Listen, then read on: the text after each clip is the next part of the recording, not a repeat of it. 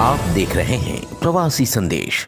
महाराष्ट्र में विधानसभा के चुनाव 20 नवंबर को घोषित हो चुके हैं, जिसके लिए सभी उम्मीदवार टिकट के लिए परेशान हैं और जिनके टिकट कंफर्म हो गए हैं वे जनता के बीच में जनसंपर्क कर रहे हैं। प्रदेश का सियासी पारा पूरी तरह से चढ़ा हुआ है। इस चुनावी माहौल में मीरा भाईंदर शहर से जुड़ी हुई यह रिपोर्ट आपके सामने लेकर हाजिर है प्रवासी संदेश संवाददाता अभिज्ञान उपाध्याय। मीरा भाईंदर शहर 2 विधानसभा में बटा हुआ है। 145 मीरा भाईंदर विधानसभा उत्तर से लेकर भाईंदर पश्चिम और भाईंदर पूर्व के कुछ हिस्से मीरा रोड और पेंकरपाड़ा तक विस्तारित है। इसी तरह भाईंदर पूर्व का नौघर रोड, गोड़देव गांव, golden nest, Indralok, Ramdev park, Kanakia, हॉटकेस, काशी गांव, घोड़बंदर, काजूपाड़ा और चेना तक फैले विधानसभा क्षेत्र 146 में ठाणे शहर का भी कुछ हिस्सा आता है। यह दोनों विधानसभाएं 2009 के बाद अस्तित्व में आई है, क्योंकि इससे पहले मीरा भाईंदर शहर बेलापुर विधानसभा का हिस्सा हुआ करता था। सबसे पहले हम बात 145 की करते हैं, जहां भाजपा का टिकट लेने के लिए कई नेताओं में घमासान मची है।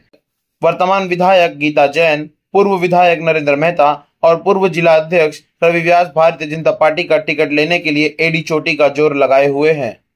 इसी बीच महानगर पालिका के पूर्व अधिकारी दिलीप घेवारे ने भी भाजपा के टिकट के लिए दावा ठोक दिया है।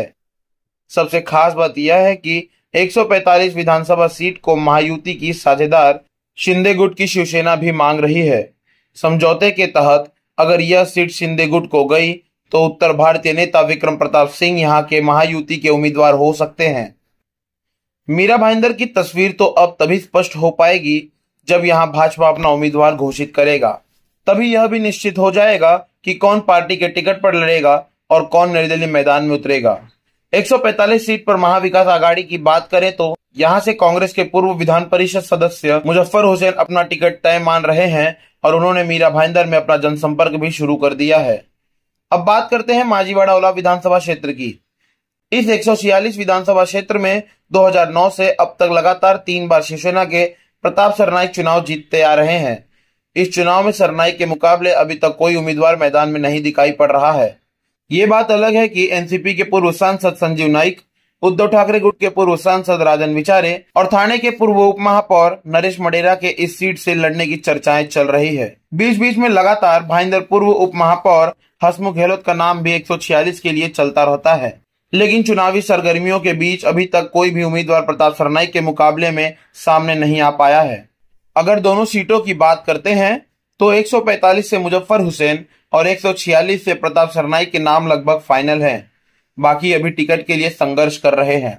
इस रिपोर्ट में हम 146 सीट की विशेष चर्चा करना चाहेंगे। यहां 2009 में हुए परिसीमन के बाद हुए चुनाव में शिवसेना के टिकट पर प्रताप सरनाईक ने मनसे उम्मीदवार सुधाकर चौहान को 9000 वोटों से हराकर पहली बार जीत दर्ज की थी। उसके बाद 2014 में भाजपा प्रत्याशी संजय पांडे को करीब 11000 वोटों से हराया। 2019 में फिर सरनाईक ने कांग्रेस प्रत्याशी विक्रांत चौहान को 84,000 से ज्यादा वोटों से पराजित करके जीत की हैट्रिक लगाई थी। अब 2024 के चुनाव में प्रताप सरनाईक लगातार चौथी बार धनुष बाण के चुनाव निशान पर मैदान में उतर रहे हैं। बस फर्क ये है कि अभी तक वे उद्धव की सेना के उम्मीदवार थे, मगर इस बार शिंदे के नेतृत्व वाली शिवसेना से चुनाव लड़ने जा रहे हैं। मीरा भाईंदर की इस स्पेशल चुनावी रिपोर्ट में हम 145 विधानसभा क्षेत्र के कुछ अन्य उम्मीदवारों की भी चर्चा करना चाहेंगे, जिसमें 3 बार के नगर सेवक रहे हंसु कुमार पांडे, अजित पवार की एनसीपी के जिला अध्यक्ष अरुण कदम और शरद पवार की एनसीपी के बाबूराव शिंदे भी चुनाव लड़ने की घोषणा कर चुके हैं। ये तीनों उम्मीदवार भी क्षेत्र में चुनावी कार्यालय खोलकर जनता के बीच वोट मांग रहे हैं। अब देखना यह है कि किसकी किस्मत में विधानसभा जाना लिखा है, ये तो वक्त ही बताएगा। प्रवासी संदेश को लाइक करें, शेयर करें, कमेंट करें, सब्सक्राइब करें और बेल आइकन जरूर दबाएं।